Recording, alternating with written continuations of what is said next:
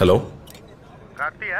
ஆமா, நீங்க தாய்லாந்துக்கு ஒரு இல்லீகல் பார்சல் நீங்க அனுப்பியிருக்கீங்க. அதுக்காக உங்களை டிஜிட்டல் அரெஸ்ட் பார்சலா? சிபிஐல இருந்து உங்களை கான்டாக்ட் பண்ணுவாங்க. ஃபர்தர் இன்வெஸ்டிகேஷனுக்கு ரெடியா இருங்க. அவங்க கேட்குற டீடைல்ஸ் பூரா சார். இல்லை சார், அது பார்சல் தான் அனுப்பல சார். நீ கொஞ்சம் செக் பண்ணி பாருங்களேன் ப்ளீஸ். என்னடா என்னாச்சு? நான் ஏதோ கொரியரில் ட்ரக்ஸ் அனுப்பிச்சிருக்கேன், தாய்லாண்டில் மாட்டிக்கிச்சு, டிஜிட்டல் அரெஸ்ட்னு சொல்கிறானுங்க. முதல்ல ஃபோனை கட் பண்ணு. இன்னும் கொஞ்சம் நேரத்தில் ஃபுல் செட்டப்போட வீடியோ கால்லேயே வருவான். சிபிஐ ஆஃபீஸர் பேசுகிறேன், இதை பற்றி வெளியில் யார்கிட்டையும் சொல்லக்கூடாதுன்னு சொல்லுவான். உன் Aadhaar number, bank account number வரைக்கும் எல்லா டீட்டெயிலையும் புட்டு வைப்பான். ஸ்கேம் கால்டா அது. ஸ்கேம்? இந்த மாதிரி சிபிஐலேருந்து பேசுகிறோம், அமலாக்கத்துறையிலேருந்து பேசுகிறோம்னு சொல்லுவாங்க. உங்களுக்கு பரிசு விழுந்திருக்குன்னு சொல்லுவாங்க. பேங்க்லேருந்து பேசுகிறோம், உங்கள் ஓடிபி நம்பர் கொடுங்கன்னு சொல்லுவாங்க. இப்படி பல வித்த வச்சிருக்கானுங்க, ஏமாந்துடாதீங்க.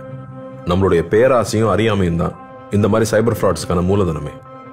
டிஜிட்டல் அரெஸ்ட்டுங்கிற ஒரு சட்டமே நம்ம சட்டத்துறையில் இல்லை, நம்ப வேண்டாம். இதில் மக்கள் பல கோடி ரூபாய் ஏமாந்துருக்காங்க. இதில் ஏமாந்தவங்க சின்னவங்க பெரியவங்க, படித்தவங்க படிக்காதவங்கன்ற பேதமே இல்லை. வீட்டில் இருக்கிற எல்லாரையும் எஜுகேட் பண்ணுங்க, முக்கியமாக பெரியவங்க. Let's build a safer digital world.